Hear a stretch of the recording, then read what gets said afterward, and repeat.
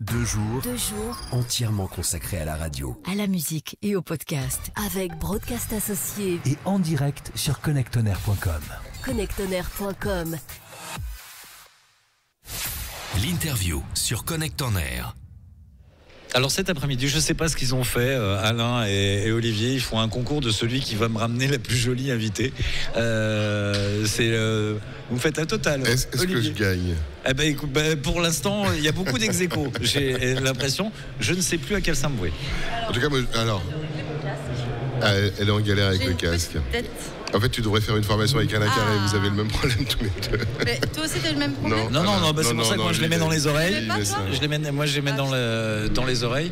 Ah yes. Bon, je te présente Héloïse qui a du mal avec le casque. C'est étonnant parce que d'habitude, les animateurs radio ont tous la grosse tête. Donc c'est peut-être ça. C'est peut-être ça. Elle est community builder chez Ocha. Responsable communauté en français. Elle avait dit qu'on se la pétait. Ok, community builder. Ah ouais, non, ça jette. Ouais, ça jette, bah oui, ça envoie du lourd. Ah bah oui. Chez Ocha qui a carrément son un salon stand privé. et la salle Ocha. Et la salle qui porte son Exactement. nom. Il y a la CPM d'un côté. Je vais faire comme tout à l'heure. Elle est là et l'autre, elle est là-bas. C'est radiophonique. Alors, juste un truc. La salle Ocha, est-ce que vous avez pensé à la litière? Ah, bravo, quelle est bonne. Ça. Et tu sais quoi? Moi, j'anime un talk show qui s'appelle Donne ta langue Ocha. Donc on est dans le jeu. Eh ben voilà, on est dedans. Et j'en ai plein d'autres, mais je vais les garder pour. Eh ben, à ce moment-là, on se revoit la miaou. Voilà. Ah yes. Bon, je vais vous laisser, c'est bon. Je pense que t'as la rencontre en fait. Tu te demandais, mais voilà. C'est ça. C'est elle.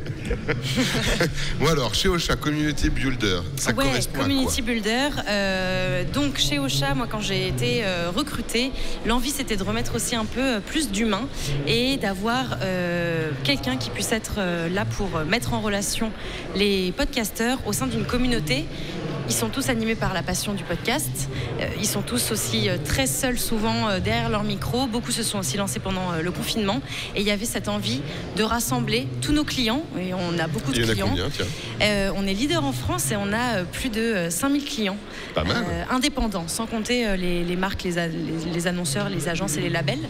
Juste en indépendant, on en a 5000 pour plus de 7000 émissions. Et en fait, beaucoup se sentaient seuls. Et donc, j'ai été aussi recrutée pour pouvoir créer un espace communautaire privé dédié à l'entraide, à la mise en relation, à la rencontre, en vrai aussi. Là, j'ai été recrutée pendant le Covid, mais dès qu'on a pu faire des premiers apéros en vrai et même régionaux, ça a été aussi une énorme bouffée d'air frais pour beaucoup de pouvoir encore aujourd'hui je vois des choses passer, des gens qui se sont rencontrés via Ocha et qui ont pris leur première bière d'été à Bordeaux ensemble et en fait voilà, l'idée c'était surtout de réunir les podcasteurs pour qu'ils puissent trouver des réponses à toutes leurs questions techniques, mais aussi pouvoir faire de la cross-promotion et des échanges de visibilité, parce qu'aujourd'hui c'est hyper dur d'émerger. Il y a un podcast toutes les secondes qui se crée c'est clair. Et en fait voir le podcasteur autre comme un concurrent, c'est hyper dommage. En fait, c'est des pairs sur lesquels il faut capitaliser. Donc en fin de compte, vous occupez d'organiser un petit peu le service après-vente des émissions. Alors, le service après-vente, il y a un sens d'accompagnement technique qui n'est vraiment pas celui-là. Non, je parlais du côté psychologique. Du côté, exactement, presque, je vais dire encore un gros mot en anglais, mais empower, c'est-à-dire on y va, on se prend par la main et on monte, et tous ensemble. Et c'est pas moi seul, c'est, en fait, les gars, vous êtes 5000. Et on peut aller très très loin si chacun s'entraide. Et j'ai vraiment créé le Club Ocha, qui est un endroit palpable, qui est un espace communautaire comme un forum, où on peut retrouver un peu des expériences à la file d'actualité de Facebook, avec c'est entre un Slack et un fil Facebook, et il y a plein de choses qui s'y passent. Et il y a à l'intérieur de ça une mise en relation pour vraiment faire de l'échange de visibilité, s'inviter et trouver des invités ou être invité. Donc certains vont dans le podcast de l'autre. Exactement. En fait, il y a beaucoup de podcasteurs qui galèrent aussi à trouver des invités qualitatifs, à l'aise au micro, avec une expertise. Et en fait, il y a beaucoup de podcasteurs qui veulent aussi travailler leur personal branding et leur image personnelle et veulent se faire inviter en tant qu'expert. Et donc, en fait, c'est un peu comme une marketplace, offre et demande. Je veux me faire inviter, je souhaite inviter. Donc en gros, il y a aussi une volonté peut-être, je ne sais pas si c'est le cas, mais est-ce qu'il faut avoir un espèce de style Ocha pour mettre le Ocha style. Non, ouais, voilà, c'est ça, parce que j'ai remarqué depuis tout à l'heure, il y a environ un mot en anglais sur deux dans chaque phrase. Mais ça, c'est pas Ocha style, c'est que beaucoup de ce qu'on fait dans la communication, dans le marketing, utilise des termes malheureusement. Et pourquoi c'est mieux? Non, on peut chercher ensemble l'équivalent de marketplace. C'est tout simplement que là, je vous parle tout simplement comme il est relou, naturel. Non, mais ce que je veux dire, c'est que il n'y a pas de style, il n'y a pas de critères à l'entrée. Il n'y a pas de critères à l'entrée. Est-ce qu'on sent quelque part dans les podcasteurs et qui sont justement dans ce club que finalement ça crée une affinité que vous essayez d'insuffler de façon très c'est pas une secte, hein, on veut pas les emmener dans un truc, mais simplement de se dire voilà, on a aussi envie que les podcasts que l'on revendique aient finalement une petite patte en commun.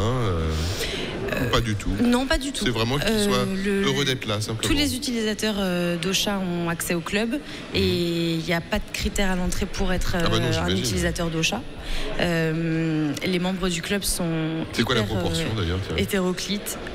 Du coup, moi j'ai créé le club en juin dernier, ça va faire 1 an, et on est 2000 sur les 5000. C'est pas mal. Ouais. C'est du 50-50. 40%. Quasiment. Non, mais je reviens sur ces termes parce que c'est vrai que quelque part, pour un néophyte, le problème c'est que tous ces termes font vachement peur. Ouais. Et quand on les entend, on se dit mais je peux pas correspondre à ce truc-là. Est-ce qu'il n'y a pas un espèce de... Alors là encore, je me fais l'avocat du diable, hein, un espèce de snobisme quelque part dans tout cet univers d'utiliser plein de termes. Là, on dit tout le temps un community manager, etc. Est-ce qu'il n'y a pas cette espèce justement de snobisme qui se dit si on n'emploie pas ces termes-là, on va pas être pris au sérieux? Ah non, je pense pas. Tu vois, quand je suis arrivée, j'ai dit c'est responsable communauté. Oui, non, mais on est parti sur une vanne au départ. Ouais. Non, mais je suis pas parti sur ce truc-là. Je parle dans l'univers en général, pas là en particulier. Dans le marketing, dans le marketing. Moi, oui. je viens d'agence de pub en plus. Donc là, c'est vraiment là, quand on voit une caricature à la télé, quand on voit un sketch à la télé, il y a un mot sur deux en anglais. C'est très ça. Non, nous, en plus, on est des amoureux de la langue française, du bon mot, et sinon, moi parce personnellement, que ça peut faire peur. C'est le podcast. En tout cas, là, de ce que je disais, le Club Ocha, c'est, comme je disais, un endroit pour l'entraide, la mise en relation. Et la rencontre. Justement, c'est là où je voulais en venir, où tous ces termes qui font peur, en fin de compte, on peut les dédramatiser à l'intérieur du club Ocha en disant moi j'y connais rien, ils sont en train de me parler de trucs, je comprends pas les mots, et d'arriver dans ce club, ça veut dire attends, excuse-moi, mais là ça je comprends pas, et justement d'avoir une aide qui permette d'expliquer, de pouvoir enfin rentrer dans ce monde qu'on ne comprend pas forcément. À commencer par le mot podcast. Oui, exactement. Voilà, et c'est exactement ça. Et le fait de justement pouvoir avoir une aide pour avoir l'impression de rentrer dans ce monde qui paraît très fermé. Voilà, c'est pour ça que je voulais parler de ce truc-là en disant ça permet une ouverture qui n'était pas forcément évidente au début. Totalement. Et là, c'était plus entre nous et entre experts que j'essayais de faire un parallèle avec ce truc d'offre et demande. Avec des personnes qui lèvent la main pour être invitées, d'autres qui disent moi je cherche un invité. Mais passé cela, tout est hyper compréhensible et il se doit d'être clair. On parlait tout à l'heure entre nous avant le plateau des podcasts qui arrivent à obtenir la commercialisation. Ouais. Donc forcément, ils commencent à être un peu les grands frères, on va dire, dans le club. Est-ce que justement, ils sont, à partir du moment où le podcast fait suffisamment d'audience, c'est une question de volume, beaucoup de qui revient beaucoup, ouais. Est-ce que derrière, ils sont vachement plus sollicités d'un coup? Ah, t'y es arrivé, comment t'as fait, donne-nous des clés, emmène-nous là-haut. C'est vrai, il y a carrément un truc avec il y a plusieurs niveaux d'avancée dans l'aventure d'un podcast, celui qui se lance et celui qui est beaucoup plus avancé. Et il y a un petit peu des grands frères, comme tu dis, qui viennent être un peu comme si c'était des mentors ou des qui viennent j'ose plus parler parce que je me dis mentor c'est en anglais, et il y a des mentors qui viennent c'est en anglais mentor. Oui, si, ça marche dans les deux langues, c'est ça qui est bien. Mais il y a énormément de mots qui sont communs au français avec. C'est pas le latin à la base, mentor? Si, mentor, si. Grec peut-être. Et je suis grecque en plus. On peut switcher en grec si vous voulez. Non, mais laissons la finir. Mais c'est Nikos. Mais oui, je suis sa fille. Je savais, la fille cachée de Nikos, qui fait une exposition, d'ailleurs, une sur exposition la photo. Juste à côté. Juste à côté, ouais, oui. J'ai vu ça en allant déjeuner.